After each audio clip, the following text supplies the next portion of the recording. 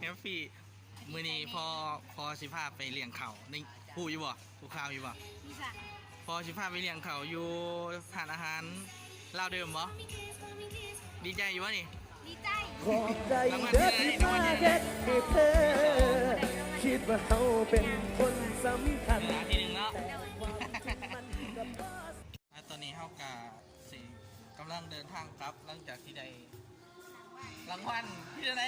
บอกทางผู้ชมเลยมีความสุขที่ได้ในที่สองของยังของเมื่อของนครของนครไก่ซ้อนหนูได้นี่มีเจ้าเมียน12มี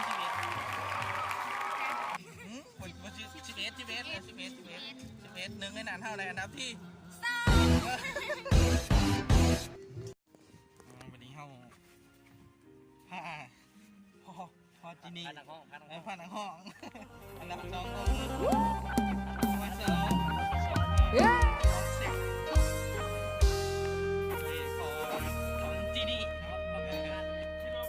บ่อยากเว้าหลายยายสิไปกะเฝ้าไปซาบ่ต้องเว้าหลายยายหักดอกนาคันอายบ่ได้หักกันตัวน้องก็มีซ้ำที่อายเห็นคงบ่แม่นคนที่อายฝันก็บ่ได้ดีบ่อาหารเราเดิมนะแคบของนี่แหละยังคงไร้ลิ้นจากปากแต่คนที่ให้สัญญาบอกมีวิแววดาวยังเป็นใจฟ้ายามเวลาเป็นคืนอย่าบ่นให้คอยทำเพื่ออีกเดือนมาคืนสัญญาลงใจฟ้องคอยท่าน้ำย้อนมาคอยเจ้า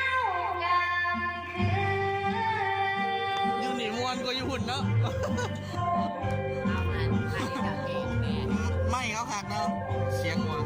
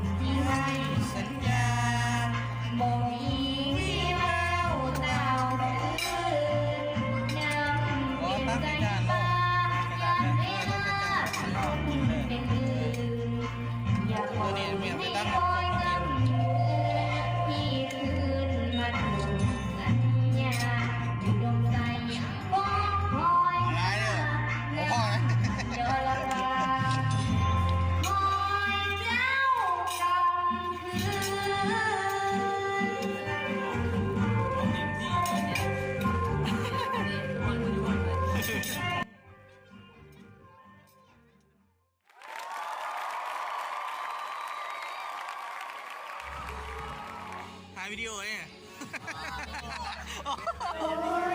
มันชื่ออะไรจะอะไรดียังจะไปไหน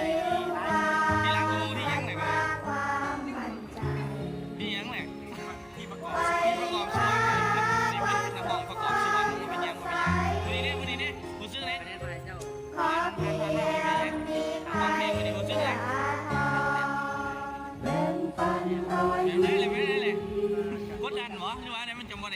2น้ำเขานี่ บอโอ๊ตเสียงเนี่ย ว่าเสียงจะรู้เท่าไหร่ที่ยังเนี่ย ไอ้ที่หา ที่หา